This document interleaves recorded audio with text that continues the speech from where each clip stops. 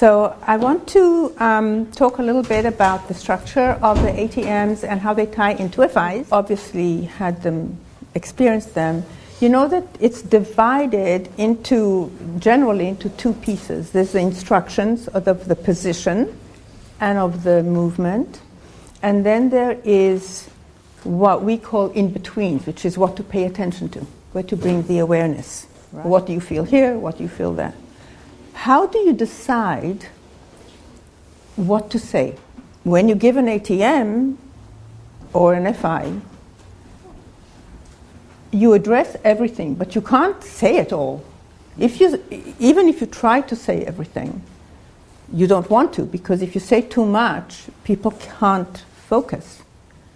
So how do you filter what you want to say? It's important for us when we communicate it, because we want to teach something. We don't want to we're not fixing, right? We want the person to learn something about themselves.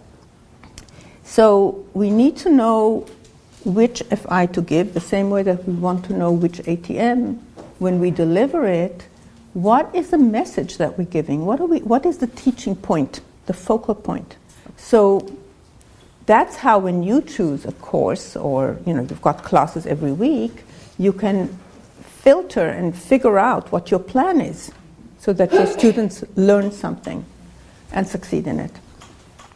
So, and what changes, what makes this work different than any other exercise that I know, or yoga or Pilates, is that in these other classes, it's about getting the thing right. It's about getting the movement correct, so to speak, as much as possible, like the instructor or one of the really excellent other students in the group. Whereas here, we don't care about that. We care about what the person learns. And so the in-betweens are critical, because it's what they pay attention to is where they're going. It's about the focus of awareness. It's about using the context of the movement to gain some knowledge about how the self works, and it's completely tailored to each person, because they have to figure out what's their best way. So it's a completely different kind of slant on learning through movement.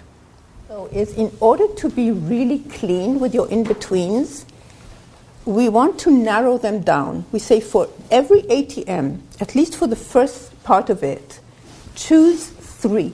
Just 3 in-betweens you're going to use. Now, it's exactly the same thing for an FI, because the FI is, can I demonstrate on you?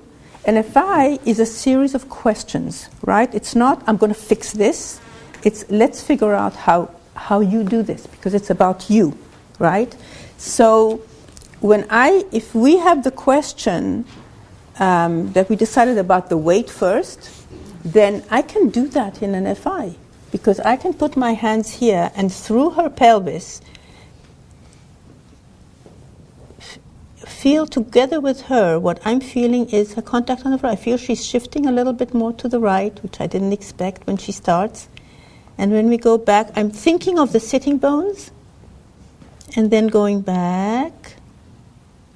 And even if I do it for you, see, she shifts a little to the right. We discover together, right? So it's the same thing. Where does your weight, how does the weight change on the floor? Are you more on the right or more on the left? And when we go forward, what happens? Where is it moving?